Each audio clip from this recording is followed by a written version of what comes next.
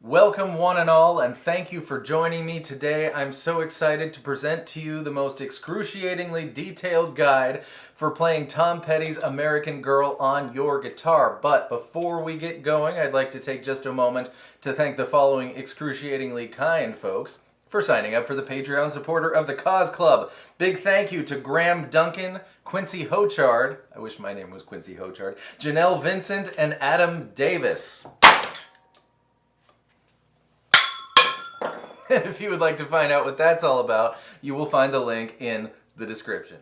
For the intro, the first thing you gotta do is grab a normal old D chord. You're gonna give it a strum, but start with your pointer finger off.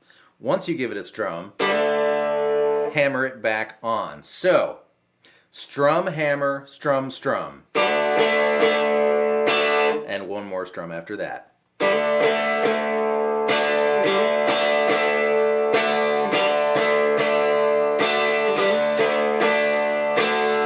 That's the first thing you gotta know. The second thing you gotta know, and of course you can't do this at the same time, but there's a second guitar playing some really high D octaves. And there's one of two ways to do this. The first way, and the way I believe it's happening, is D string 12th fret, B string 15th fret. The trick here is you want to mute the A string with your pointer finger, and kind of everything else with your pointer finger too, just by gently laying it across, and that way at least you can strum 4, maybe 5 by accident strings, and you'll only hear those two strings, just the D and the B strings. Now, if you find this octave shape challenging, the same two notes are on A17 and G19.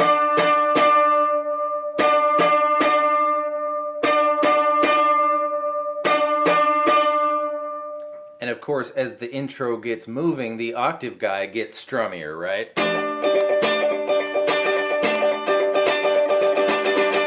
Strum what you feel there.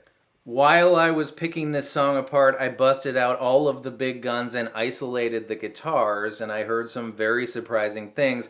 Some things that I did not know were there, but now that I've heard them, I can't unhear them, and one of those is this. In fact, this guy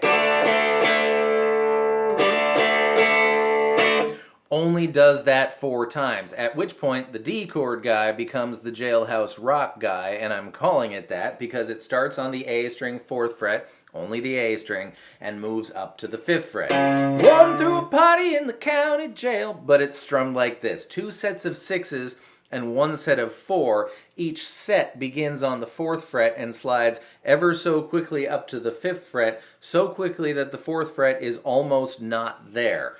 1, 2, 3, 4, 5, 6. 1, 2, 3, 4, 5, 6. 1, 2, 3, 4.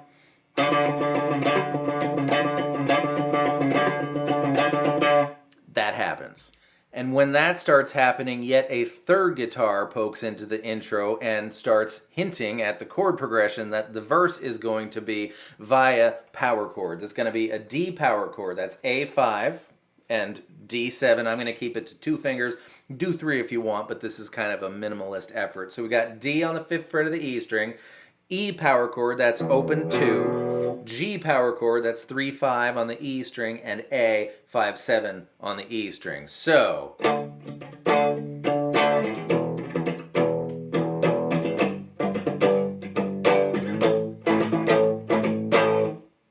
and in the interest of continuing the overshare in superfluity, here is the bass line kind of melody thing that comes in. We could do it as octave chords. You could do it if you want, to the detriment of everything else you could be doing.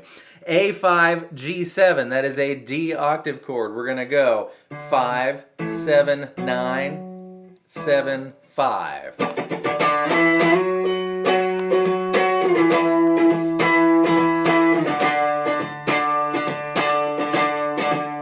At long last, we've made it to the verse, which is pretty simple. Just D, E major, the one with the pointer finger on the G string 1st fret. We're going to walk up to G. The E string's going to go O2. Notice I use my middle finger because now I can slide into G easily, and then A. Now there are 2 guitars in this part, but a little bit higher guitar wasn't doing anything too terribly different other than these 2 high notes, probably out of an F-shaped A, But you can throw those two high notes in there on your regular A. This is a oft-done Mike McCready move. Your A is going to be open 2, 2, 5, 5, starting on the open A string, of course. And you can throw it in at the end. And now we have D, E, walk up, G, A, throw those high notes on if you want. But in addition to the normal chord guy and the slightly a little bit higher but not too interesting guy, there's an octave guy here, and I'll show you it in both shapes as well. It's going to be D7, B10. This goes over the D chord. 2 frets higher goes over the E chord. 3 frets higher over the G chord. And 2 frets higher than that over the A chord. So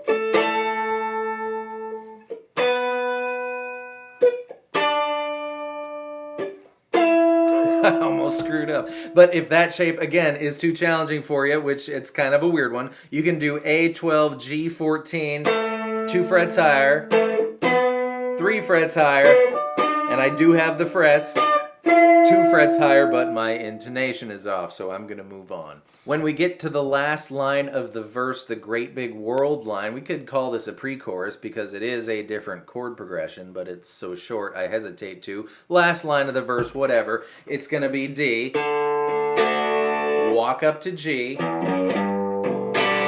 walk down to E minor,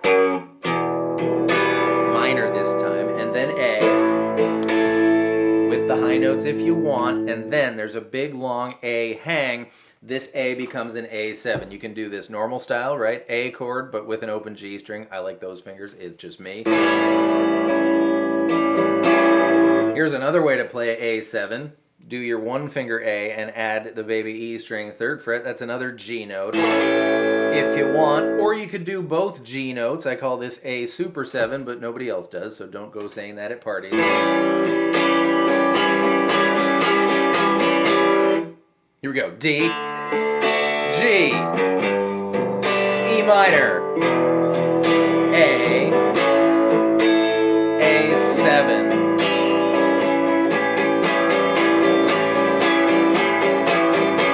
Into the chorus, which is awfully straightforward, but there are some fancy things to talk about, so let's just go over the chord progression first. G, A, D, B minor, back to G, and A,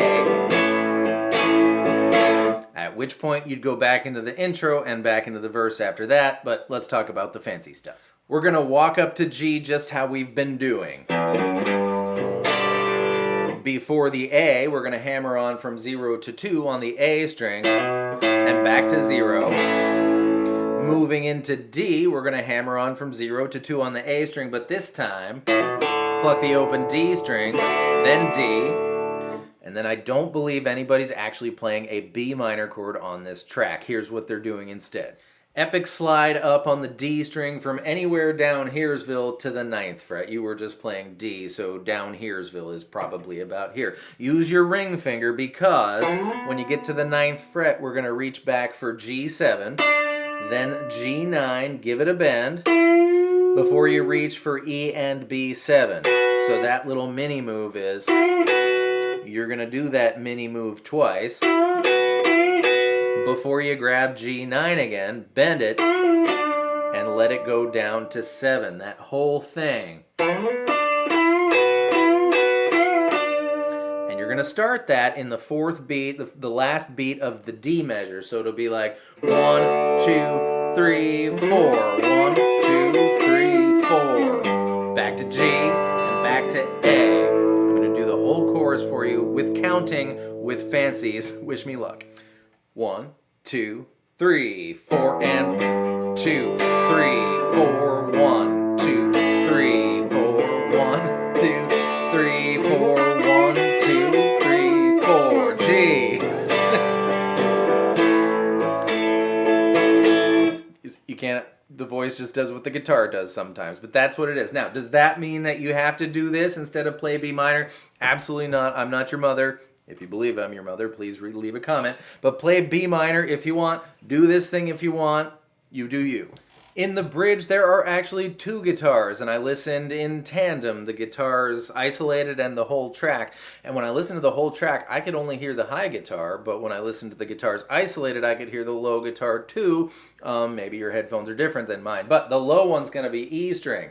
3, 3, 3. 3, 4, 5, 5, A5, before you go G, 5, 6, 7.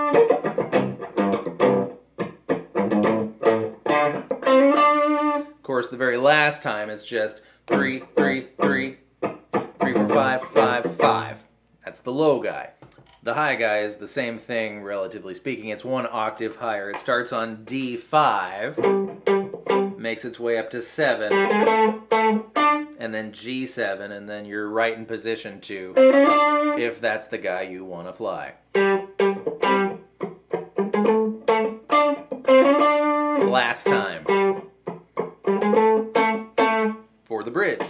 This cable, it's my buddy Steve's. We were in a band together in about 2006, and I accidentally stole his cable and then moved across the country.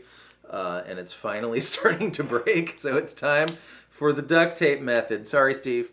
And at long last, it's time for the outro noodlies. Grab the B string 15th fret and the E string 14th fret. Now, in the event you forget where the heck you're supposed to be, I want you to notice that this, the 12th fret being where the guitar resets again, the octave, 14, 15 is the same as 2, 3, and that's the same as a D chord, and this song is all about the D chord. So, B15, E14, bounce back and forth between these two, however you like.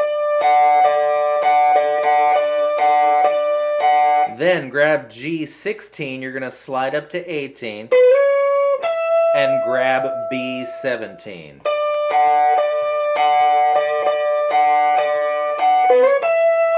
That happens quite a few times. The super fast thing. Now I want you to keep in mind that the chord progression during this outro is the verse chord progression. D, E, G, A. And if we take our A shape and move it up to the 7th fret, we get A sharp, B, C, C sharp, D. 2 frets higher is E, 3 frets higher is G, and 2 frets higher than that is A. Keep that in mind.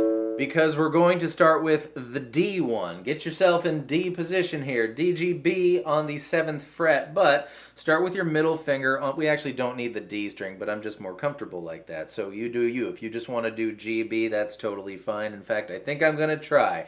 B string starts on the 8th fret. You're going to pull it off to 7 before you pluck the G string 7th fret. And that's our move for this whole super fast part. It's going to be B8, B10.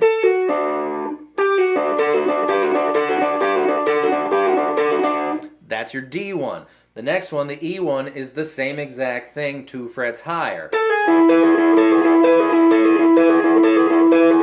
But when we get to the G1, the shape, so to speak, is going to change. It's not going to be the 13th fret of the B string. It's going to be the 14th fret, and I'll tell you why in a second. B, 14, and 15. And then 2 frets higher than that is going to return to the first shape. 15 to 14, 17 to 14. That's the super fast part. So here's the thing. All of the chords in this song, except for E major, are in the key of D. So since it's so much in the key of D, except for that one chord, we can call this song in the key of D. D and A and G and B minor, and even E minor are in the key of D. And the key of D is all about the D major scale, which is D, E, F sharp, G, A, B, C sharp, D. And when we're on the G1, if we were to start on the B string 13th fret,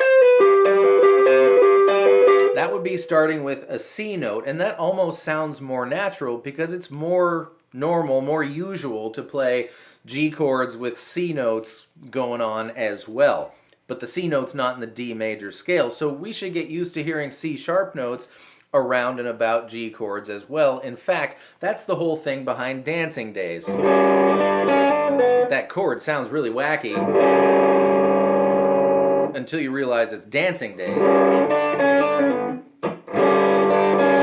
Because Dancing Days, like the Tom Petty song, is in the key of D. So when you play a G chord, you're allowed to play a C sharp note, because that's how those things work. So it's the 14th fret. Because somebody in Tom Petty's band knew that. And now you know that, and this is why I can't listen to music like normal people. Do not watch this video. Do not learn the guitar. Enjoy your life. Of course, I'm just kidding. Thank you so much for being here. I hope that was fun and helpful, and I will see you next time with more stuff. Goodbye.